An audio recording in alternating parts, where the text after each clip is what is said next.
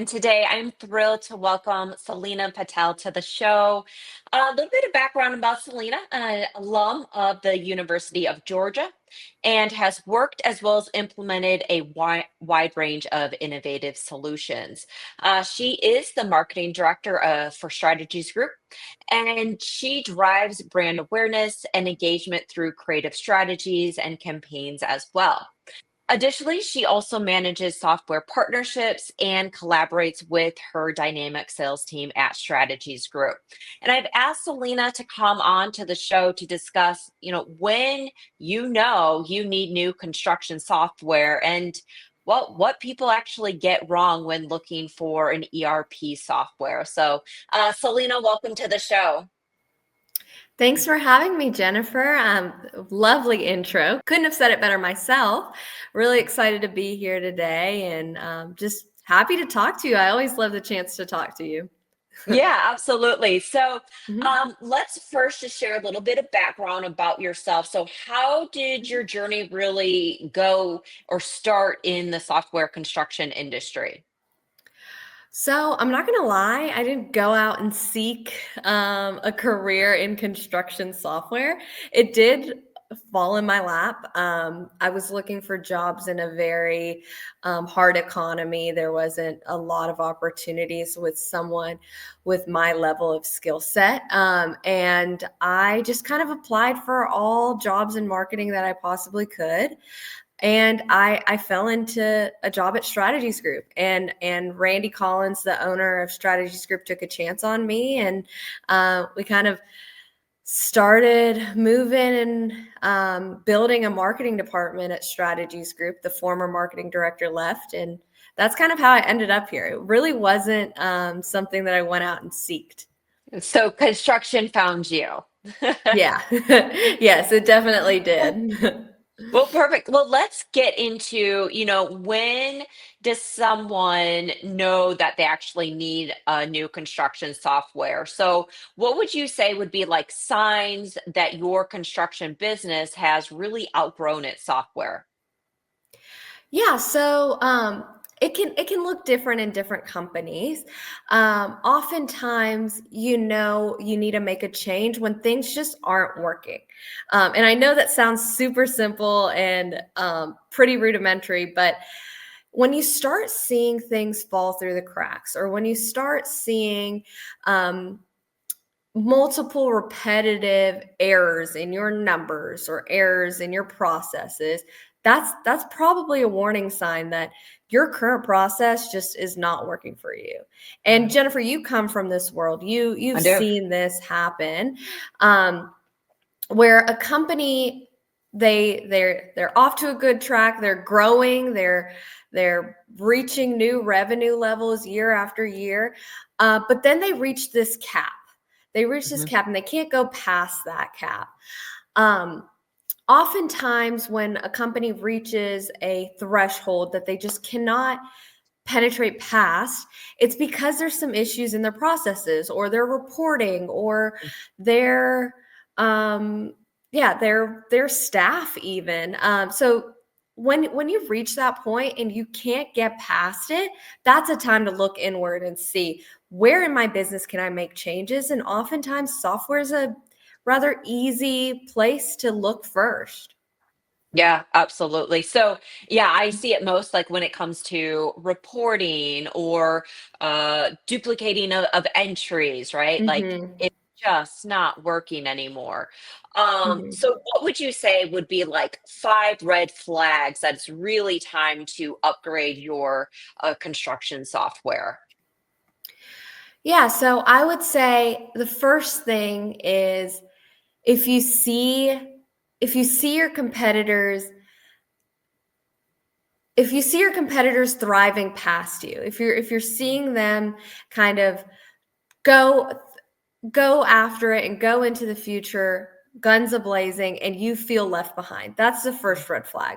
That means that you need to make a change. Mm-hmm. The second one I would say is, if you start having or start spending a lot of time in administrative tasks that you feel are below your pay grade. So if you're a CEO and you're manually putting in data into a system that you guys are using, that's a Mhm. red flag. You should not be doing that. Your time should be focused on big picture. Your time should be focused on other things. You shouldn't be doing manual tasks day to day. So if Mhm.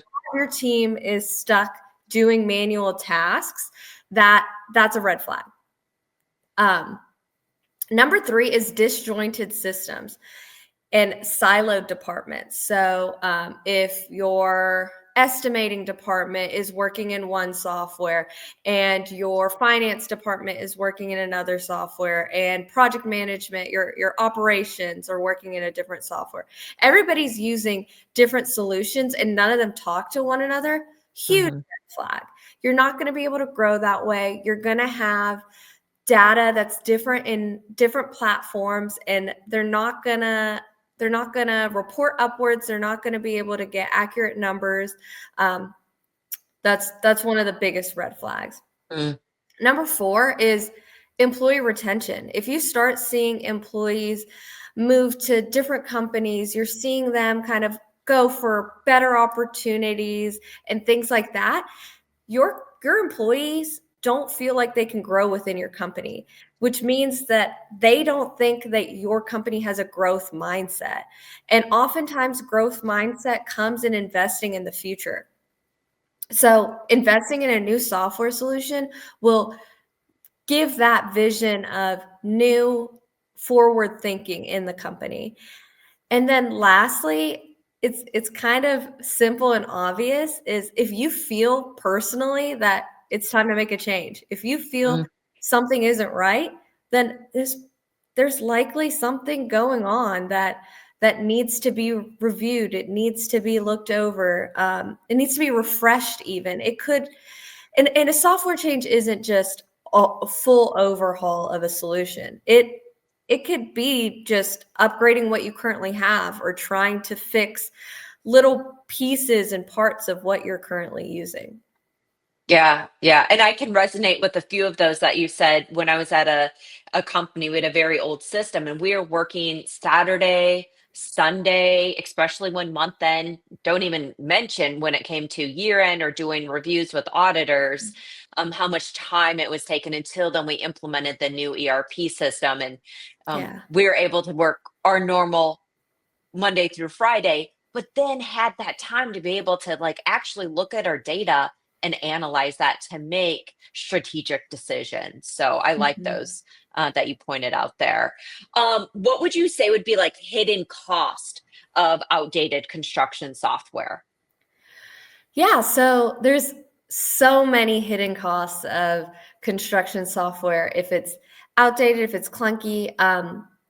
So the number one thing I see is server costs. So Mm. a lot of these software tend to be on-premise software that are considered dated solutions.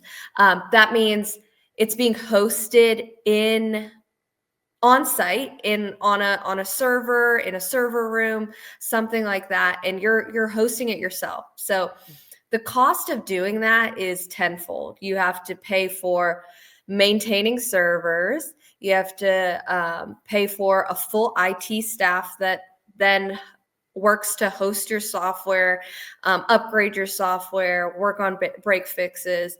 Oftentimes, we saw this during COVID that everybody needed the ability to work remotely. So if you're Yeah. using one of those outdated solutions, you might have to put a patch on it to be able to work remotely, using remote desktops, using different solutions to make that work for you. So if you have an on-premise software, that's a huge hidden cost that you're accruing year after year, trying to maintain those servers.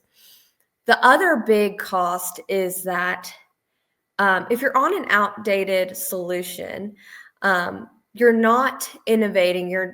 There's gaps in the system that might be not allowing you to know your numbers as well as you should, which could Mhm. be that you're bidding too low on jobs, or you're bidding too high on jobs and you're losing out um, on new work that you could potentially get at a lower cost. There's all these things that align with the reporting side of things. So if you're not accurately and efficiently reporting, then you're losing money that way.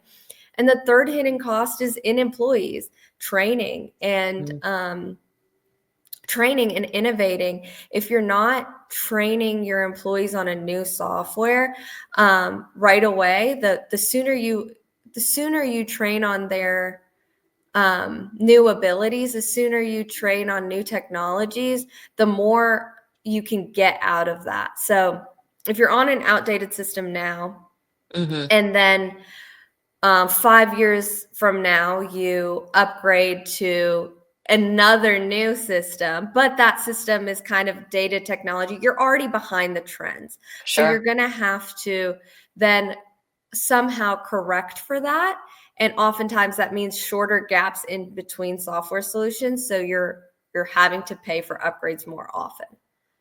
I don't know if that Understood. made sense or if I was It does. rambling there, but yeah. No, no, absolutely. So let's say that, okay, the company decided, all right, we are going to do it. We are going to choose a new ERP software. So tell me, what do people get wrong when actually looking for an ERP software? So what would you say, like, what have you seen the biggest mistakes contractors make when choosing an ERP? I think the number one mistake in choosing a new ERP is trying to get software just for the sake of software. When you're going out there and you're just getting a solution just to say that you have new technology or to to brag about what you have, that's not productive. Hmm. You really want to look for a software solution that's going to work for you. Hmm. So what I always advise people is to make a list of the features and functionalities that are important to you. And maybe, Jennifer, you're like, oh, well, how do they know what features and functionalities are important to Sure. them? Hmm. Outline like your processes, outline how you work through your day to day in each department, your finance department, your operations, your sales and marketing. Outlining how your processes work really will highlight where you can automate, where you can innovate, where you can throw things into a software solution to record your data better.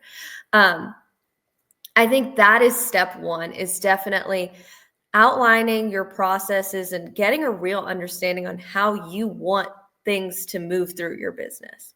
Hmm. Part two of that is then taking those processes and seeing where they're broken, where you can innovate, where you can bring technology into either cut time or really report better or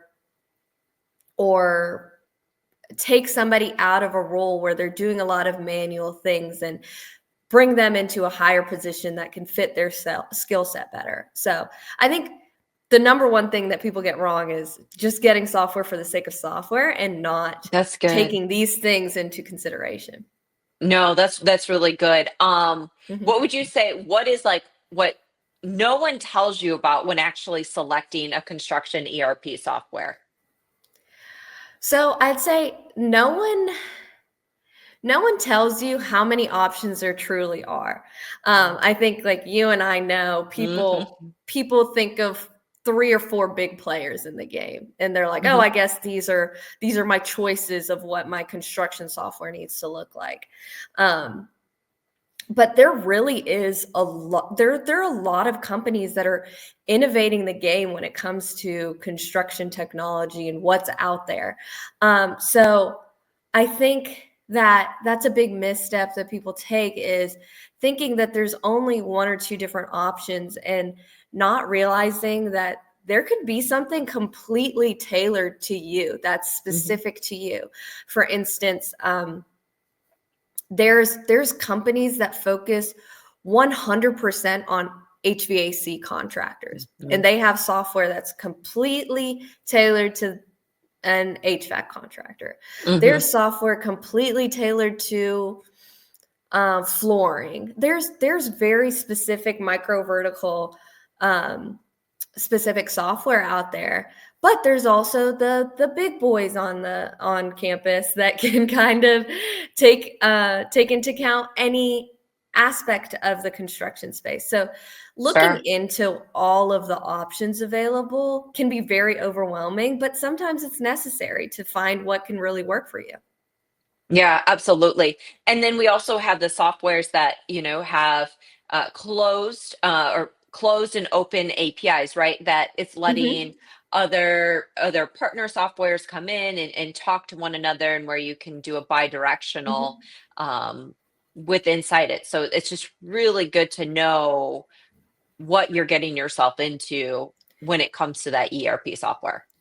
Yeah, so like on that note is people often think, okay, so if I'm getting a new ERP or business management software, I have to overhaul everything. That's not always the case because there's those softwares on the market that have open APIs, have the ability to integrate with things that you're already using. So you might not necessarily have to change your payroll software, or you might not have to change your CRM system. Mhm. It doesn't have to be a complete overhaul. It can be bits and pieces of your software that you're changing to make your processes better. Yeah, absolutely. So let's shift gears. I just want to know, kind of like industry insights, what you think is happening. So, what emerging trends do you believe will like significantly impact our construction industry, let's say in the next 5 years? So I think for one, AI, of course. I know everybody's talking about it. You're like, Selena, what are you going to say that not everybody else hasn't already said? And the thing is, I'm not going to say anything different. It's here. It's here. AI, yeah, AI is here. It's definitely going to innovate the game. Um, for instance, I was talking to some people in the construction technology space recently, and they were talking about how they could make it better for techs in the car. So if I'm going from job to job, I'm in HVAC tech, and I'm going job to job, and I want to pull up my notes for the next job. Mhm, Just speaking into the phone and saying, hey, can you pull up my reports for my next job, and can you read it out loud to me while I'm in the car? So then it's safe. The tech isn't on their phone and driving at the same time. um, it's kind of a chat feature, so you can ask it questions, you can see where you have to head, put it into Google Maps for directions, um, take any notes that you might need to about how much it's going to cost for the client, how much or what materials you need, what have mhm, you. And then by the time you're there, you're ready for the job. So mhm. it's something that's going to save time. It's something that could be safer than typing on a phone or trying to Sure. pull up notes and reading it. Um, and it's yeah, saving time, making you more efficient and safer. So that was just one example of how AI is being brought into the construction space.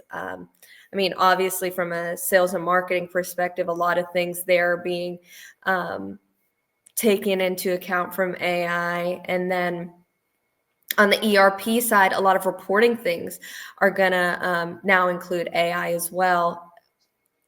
There's now chat Mhm, box in an ERP. Sorry, I can't speak today. um, where you can ask it a question about your data, and they can deduce some conclusions from your question. So you could ask, oh, how is my cash flow looking like for the rest of the month or the rest of the quarter, and it can spit out a number for you. So mm. that's kind of where AI is headed in the ERP construction space, and I'm really excited about that. I think that's a huge trend right now. And I think to bring this full circle is Mhm. when you are looking for a new ERP system or, a new system, I'm in the um, payroll. Ask, ask that software, how are you implementing AI into your software? Is this a tech forward company Mhm. as well? So those are definitely questions to be asking as you're looking for a new ERP software as well, because that's going to save you time. Yeah, 100%. If you're investing in software and AI isn't on the roadmap, if they don't have a clear roadmap on what they want to do to innovate in the future, it's probably not a solution you want to go with. You Yeah, want to go with ones that are constantly evolving their software. You want to go with solutions that are looking for the future because you're wanting to grow with this solution. You're not going to sure. want to make a change again in 3 years, in 5 years. ERP implementations are a headache. You don't want to do it super frequently. So yeah, like you said, Jennifer, if you're not paying attention to the roadmap or Mhm. seeing what they have in store for the future, then you could potentially end up with a solution that you're going to have to replace in a couple of years. Yeah, absolutely. So tell for those that are interested in having an evaluation of their tech stack being done, Mhm. how can people find you, Selena? Yeah, they can reach out to me on LinkedIn. You could even shoot me an email at spatel@strategiesgroup.com. You can also check out the Strategies Group website. There's a calendar link on there. You can book a meeting right with us. So lots of options to reach out to us. Awesome. Well, Selena, it's been an Mhm. absolute pleasure. I always enjoy talking to you. Yeah. And hopefully we can have you back on the show soon and we'll think of another Mhm. topic. So, with that, again, thank you so much. And until the next show. Yeah. Thank you, Jennifer.